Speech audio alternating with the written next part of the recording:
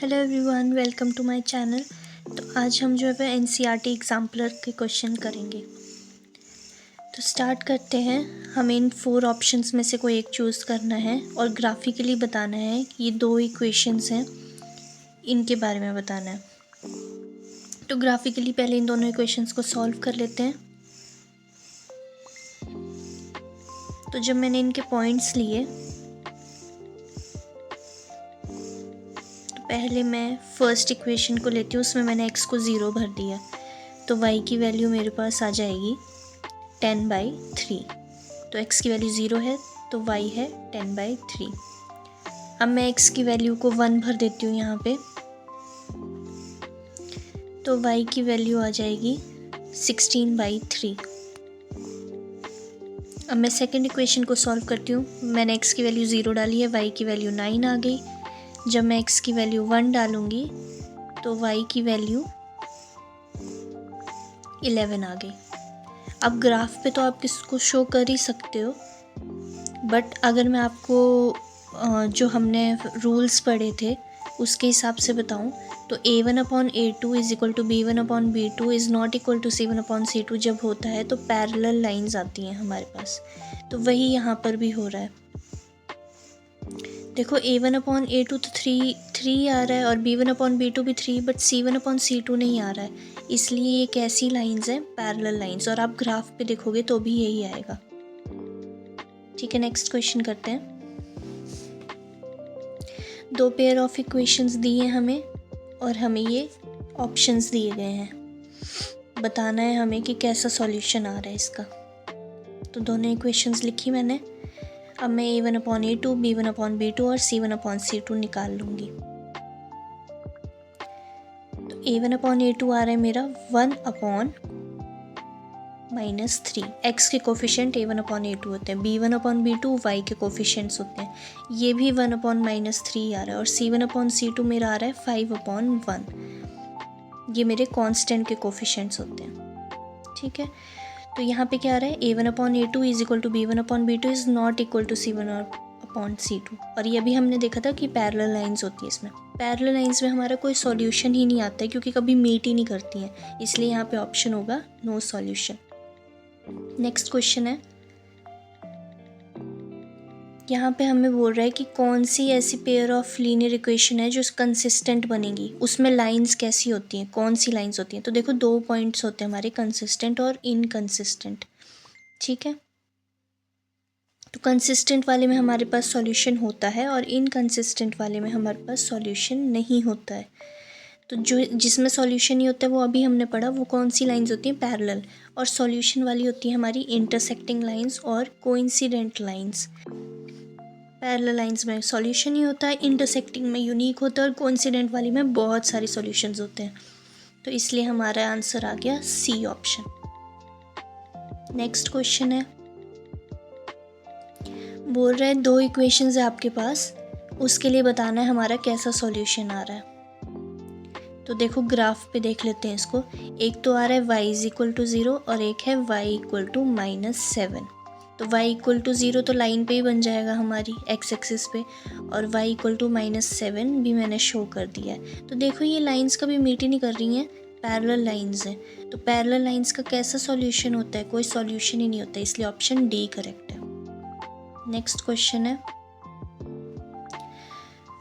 2 equations हैं हमारे पास, x is equal to A and y is equal to B. Graphically हमें show करना है कि ये जो पॉइंट्स दिए हैं इनमें से कौन सा सही है। तो देखो x is equal to A मैंने मार्क कर दिया और y is equal to B भी मार्क कर दिया मैंने। तो देखो यहाँ पे a, b ऑप्शन आएगा, b, a वाला नहीं इंटरसेक्टिंग में। क्यों? क्योंकि a वाला जो था वो x एक्सिस पे था। नेक्स्ट क्वेश्चन करते हैं। हमें यहाँ पे k की वैल्यू निकालनी है दोनों इक्वेशन को देखते हुए, अगर वो कोइंसिडेंट लाइंस हैं। कोइंसिडेंट लाइंस हमारी कौन सी होती थी? a1/a2 is equal to b1/b2 is equal to c1/c2। तो ये मेरी दोनों इक्वेशंस हैं, इसमें मुझे ये कंडीशन लगानी है। तो मैंने इनको सिंप्लीफाइड फॉर्म में लिख लिया है। अब ये कंडीशन लगानी है मुझे इसमें कोइंसिडेंट लाइंस की। तो मैं a1/a2 मेरा 3/6 है b1/b2 मेरे पास -1/-k आ गया और c1/c2 8/16। तो इनको काट के मेरे पास ये बन गया है। तो देखो k की वैल्यू यहाँ 2 होगी क्योंकि सब इक्वल होने चाहिए तभी ये 1/2 बनेगा ना, इसलिए k की वैल्यू 2 है यहाँ पे। नेक्स्ट क्वेश्चन है, तो यहाँ पे 2 लाइंस दी गई हैं और वो पैरेलल हैं और हमें k की वैल्यू निकालनी है। पैरेलल के लिए हमारे पास ये कंडीशन होती है, तो देखते हैं इसको। दोनों इक्वेशंस लिख ली हैं मैंने।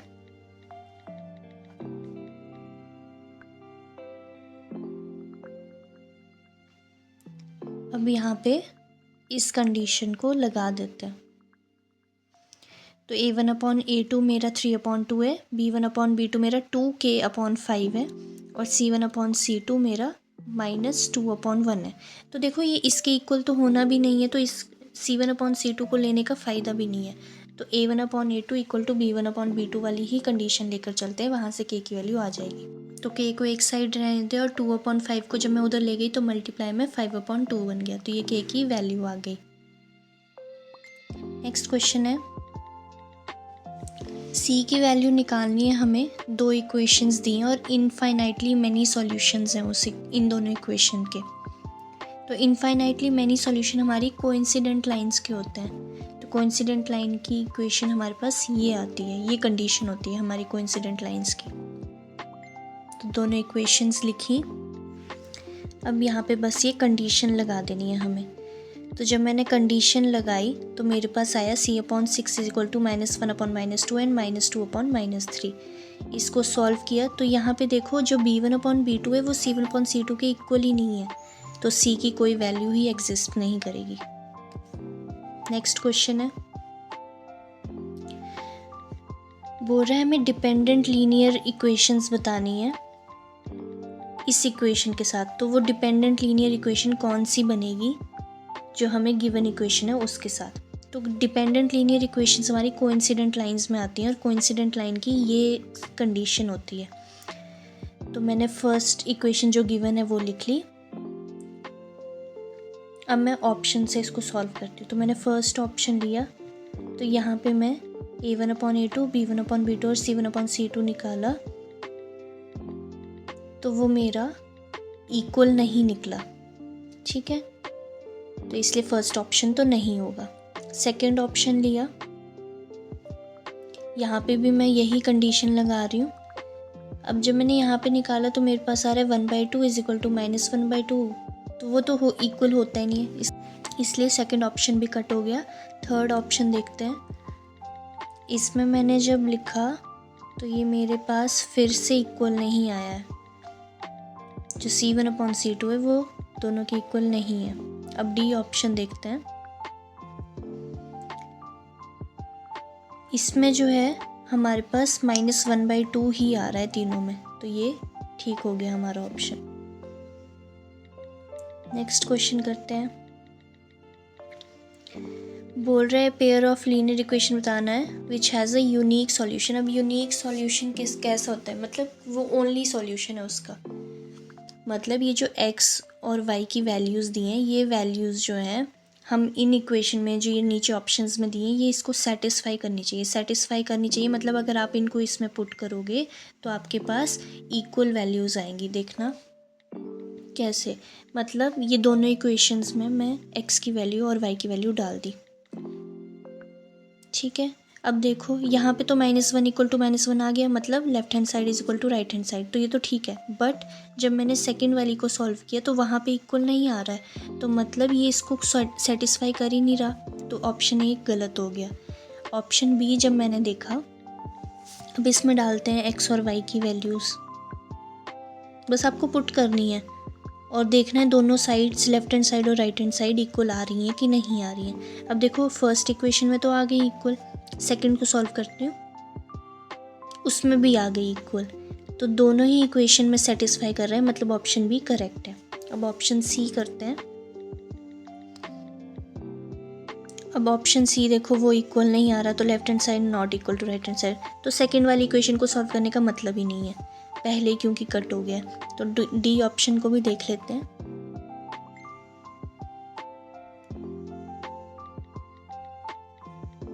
डी को मैंने सॉल्व किया तो ये इक्वल आया, तो फर्स्ट इक्वेशन में तो आ गया left hand side equal to right hand side. Second को भी देख लेते हैं,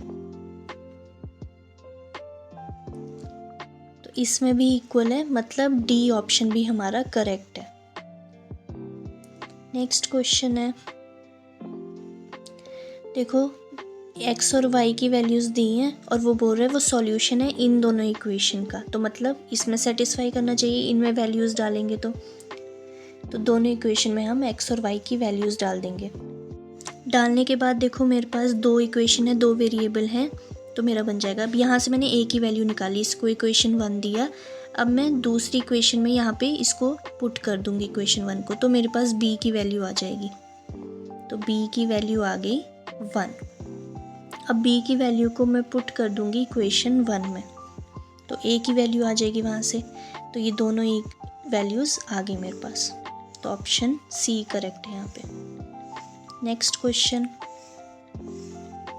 बोल रहा है अरुणा हैज़ ₹1 और ₹2 कॉइन्स है उसके पास, और दो इक्वेशंस दी हुई हैं आगे बनाने के लिए। तो देखो मान लेते हैं हमें निकालना है ₹1 कॉइन और ₹2 कॉइन कितने कितने, तो मान लेते हैं let number of ₹1 coin x है और नंबर ऑफ़ ₹2 कॉइन जो है वो मेरे पास y है। अब बोल रहे जो टोटल नंबर ऑफ़ कॉइन उसके पास है 50 है, तो यही माना है हमने x और y को, नंबर ऑफ़ कॉइन्स ही तो हैं ये, तो मतलब x और y मिलाकर 50 कॉइन्स हैं उसके पास, और टोटल अमाउंट उसके पास 75 है, मतलब ₹1 का 1 इंटू एक्स और ₹2 का 2 इंटू वाई मिलाकर प्लस किया है इसलिए बीच में इक्वल टू 75 रुपीज़ है। अब फर्स्ट इक्वेशन से मैं x की वैल्यू निकाल सकती हूँ, x की वैल्यू निकाल के मैंने जहाँ एरो लगाया उस इक्वेशन में डाल दिया, तो y की वैल्यू आ गई मेरे पास 25। अब मैं y की वैल्यू को लेकर फर्स्ट वाली x plus Y is equal to 50 वाली इक्वेशन जो है उसमें पुट कर देती हूँ, तो वहाँ से मेरे पास x की वैल्यू भी 25 आ गई, मतलब x के भी हमारे पास 25 कॉइन्स हैं और y के भी 25 कॉइन्स हैं, तो डी ऑप्शन करेक्ट है। नेक्स्ट क्वेश्चन, पूरे फादर की एज जो है 6 टाइम है उसके सन से, तो देखो यहाँ पे प्रेजेंट एज बोल रहा है हमें निकालने के लिए, तो let present age of son मान लेते हैं और let present age of father मान लेते हैं, ठीक है।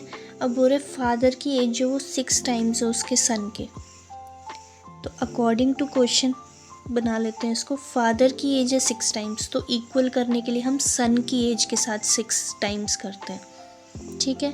ये मैंने अपने बेसिक्स वाले जो चैप्टर थे वहाँ पे कवर किया हुआ है अच्छे से। अब यहाँ बोल रहे 4 ईयर हेंस जो है वो एज ऑफ सन जो है वो x प्लस 4 हो जाएगी, और एज ऑफ फादर जो है वो भी तो y प्लस 4 हो जाएगी ना प्रेजेंट एज से।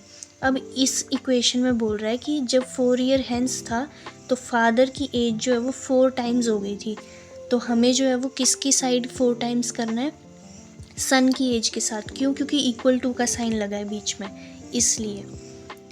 अब मैं इसको सिंप्लीफाई करूँगी, अब यहाँ पे मैं जो ऊपर मैंने y की वैल्यू निकाली थी उसको मैं इस इक्वेशन में पुट कर देती हूँ। y की वैल्यू थी 6x, वो मैंने यहाँ पे पुट कर दी, तो देखो यहाँ से मेरे पास x की वैल्यू निकल जाएगी, तो x की वैल्यू आ गई 6, तो x की वैल्यू 6 है, इसको मैं इक्वेशन 1 में पुट कर दूँगी, तो y is equal to 6x था, तो 6 इंटू 6 36, मतलब जो सन है वो 6 ईयर्स का है और फादर 36 ईयर्स का है, तो ऑप्शन सी करेक्ट हो जाएगा। Okay, that's it for the video, thank you so much for watching.